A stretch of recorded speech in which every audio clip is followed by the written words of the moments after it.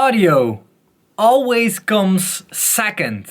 Well, at least in videos, in video broadcasting and everything that has to do with moving images, audio is always a second thought. And that is strange because audio is actually more important for telling the story than a video is. I mean, without audio, it's way more difficult to get the story across. While without video, you're still getting the story and you still know what I'm talking about. Now today I want to show you guys how I'm processing my audio for my YouTube videos, and I'm also going to show you how I am going to improve it and also how you can improve it. So let's get started.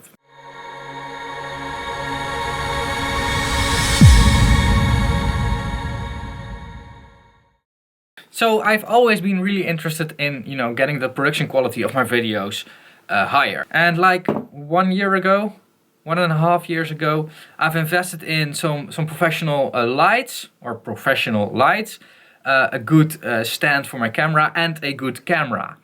And one of the things that is long overdue now is the audio recording. Because I have always been recording the audio for my videos with the built-in microphones of my Sony camera.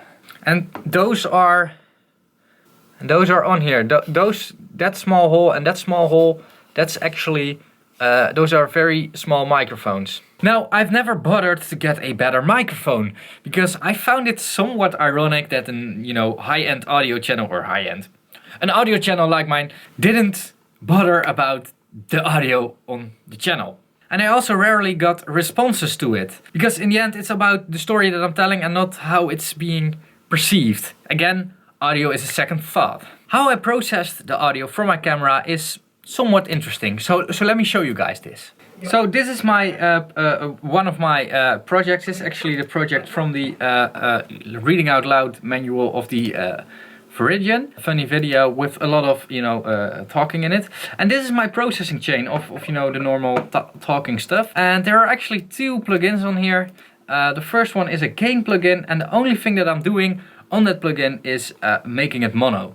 Because the microphone on my camera records stereo, but my voice is only mono, and I don't want things to go from left to right on your speakers. I really want at least my voice to be mono compatible, that if you are listening to my videos with only one earbud plugged in, that you don't have the trouble of understanding what I'm trying to say. The second thing, and that's on my chain, is a FabFilter Pro Q. And the only thing that I'm doing with that one is cutting out all the low frequencies, so that people who are listening on a big setup with large speakers and subwoofers and stuff won't get all this rumble. So I hope you guys are really thankful for that. And the last thing that I'm always doing is adjusting the volume of the audio clip so that it peaks at around -3 decibels.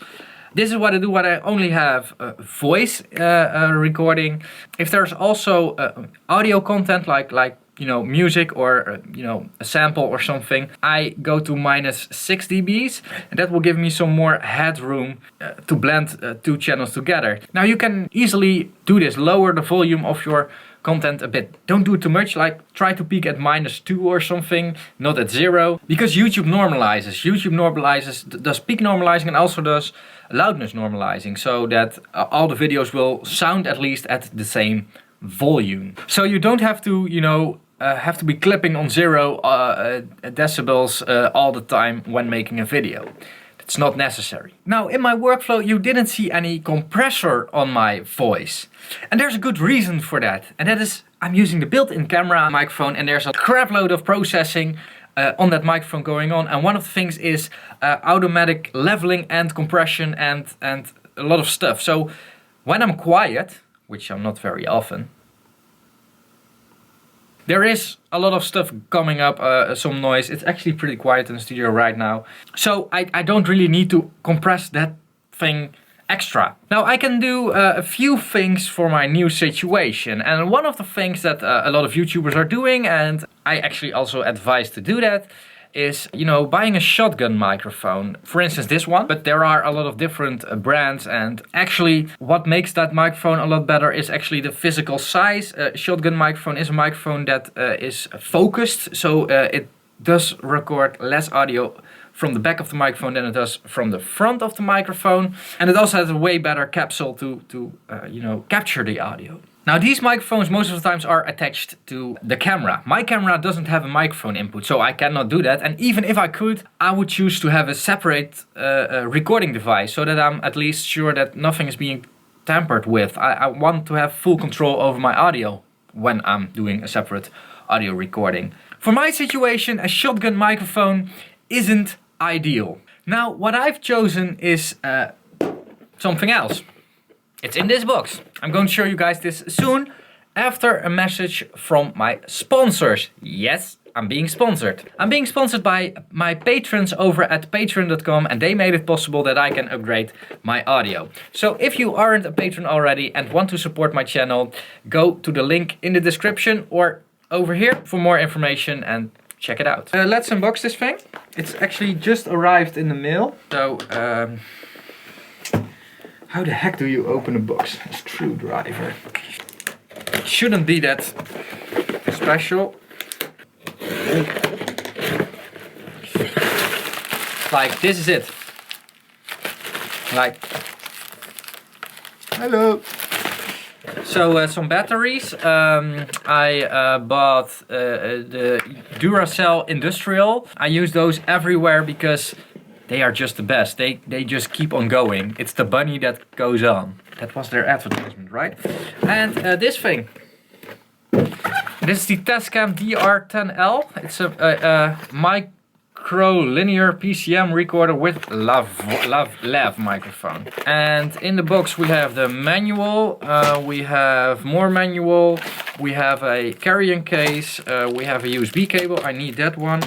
We have a belt pack attachment. We have the microphone, and we have the belt pack, which is actually way smaller than I was expecting. So this is a separate recorder for recording the audio. One of the benefits I have, except from having a clean recording, is I attach it to myself, and if I walk away, which I sometimes do to get new tea or coffee while recording, I don't drag my camera with me behind me, because I think that I can fail at doing this. Let me quickly set this thing up. So we have a microphone over here.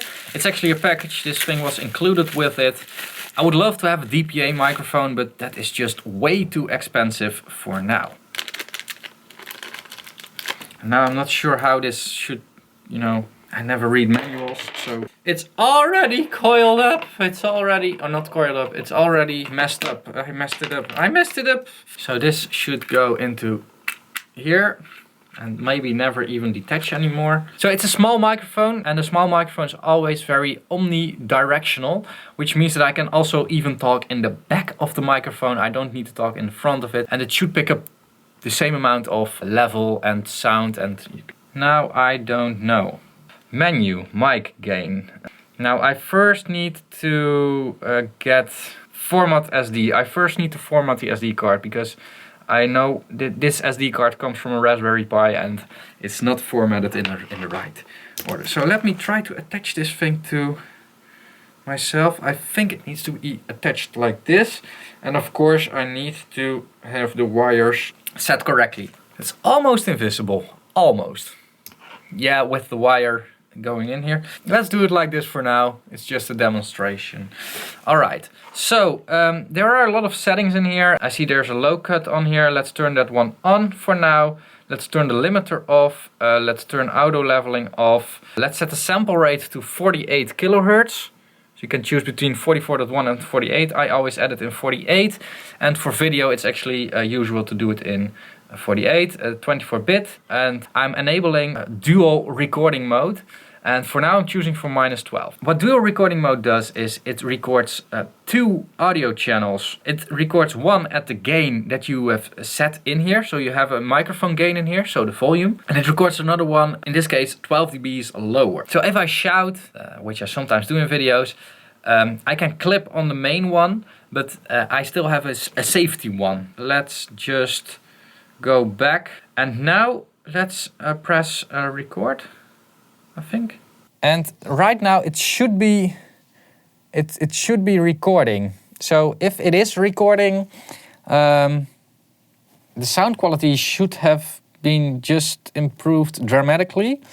I don't know yet how I want to process this, and I don't know yet how it sounds and what I should do with it and you know. But that question will be answered by the future me, which due to the magic of video editing is just one cut away. Kaboom! That's how you time travel with video editing. So it's one day after I shot that video. I'm actually editing the video. A few things I found out pretty quickly is that I need to experiment with a placement, and I really had a lot of low from my throat. It was really close to my throat. I also experienced that you know, processing voices like talking voices, what they do in video post-production, for instance, isn't something that I am good at. Let's just say it like that. It's really like a niche within the audio engineering market, and I'm actually only good at engineering music, or good.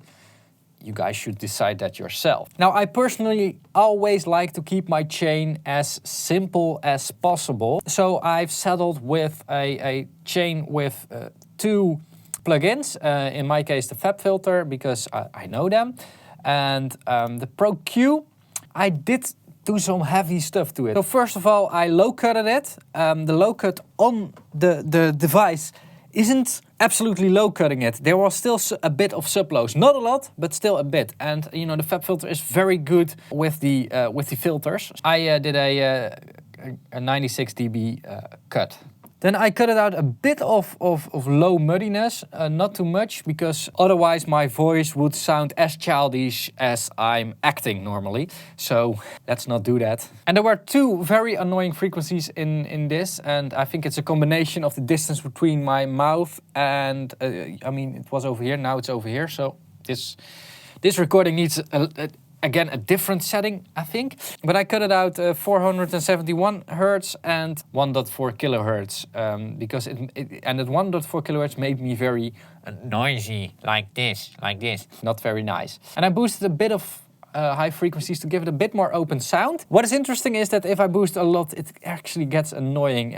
There's a lot of air to get from this microphone. Now, what I want to do in the future, but right now it's a time-consuming thing. After I've edited the video, separate the vocal track from the rest of it, and then have the edited vocal track, bounce that one to Reaper, then process the vocal track analog on my console and with an analog compressor and some nice stuff, and then, you know, put it back into Final Cut Pro. But that's a very irritating workflow, and you really need time for that. Now let me disable the compressor. Let's first give you a comparison. So this is how this thing sounds dry. It's also very difficult to do. So what I do is I just say synchronize. That's the dry one, and this is with EQ.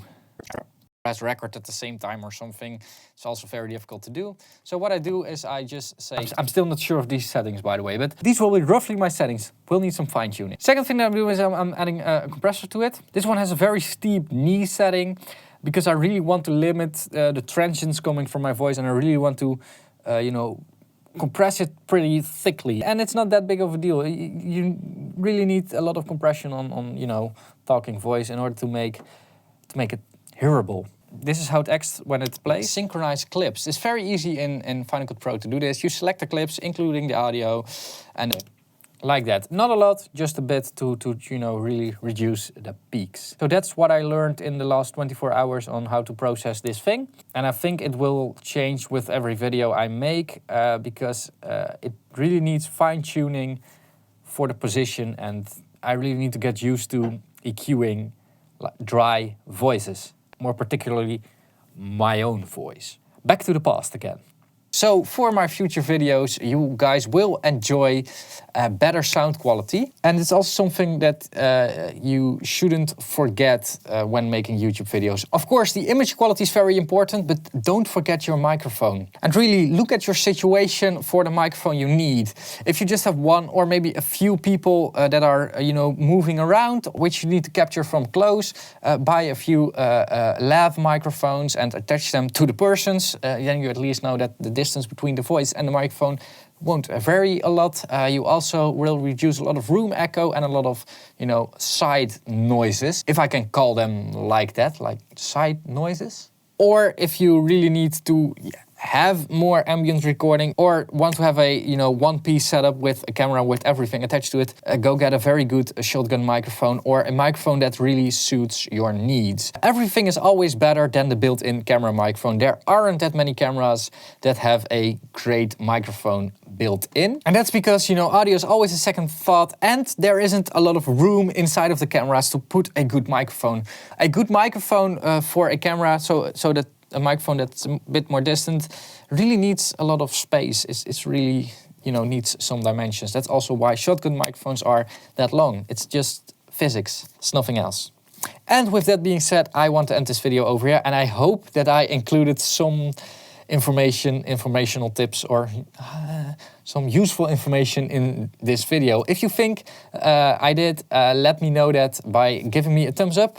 Also, if you want to correct me or have different ideas about this subject or questions or whatever, drop them in the comments below. And if you want to support these kind of scenarios, increase my production value, go check out Patreon over here. And by pledging, you're not only supporting my channel, but you are also getting some things in return, and more about that on Patreon. Another way to support me is by keeping watching my videos, and I will link one over here. It's an algorithm that actually decides which one it is. I don't have control over that. Check it out over here. Don't forget to subscribe, and I will see you guys again in the next video. Bye bye.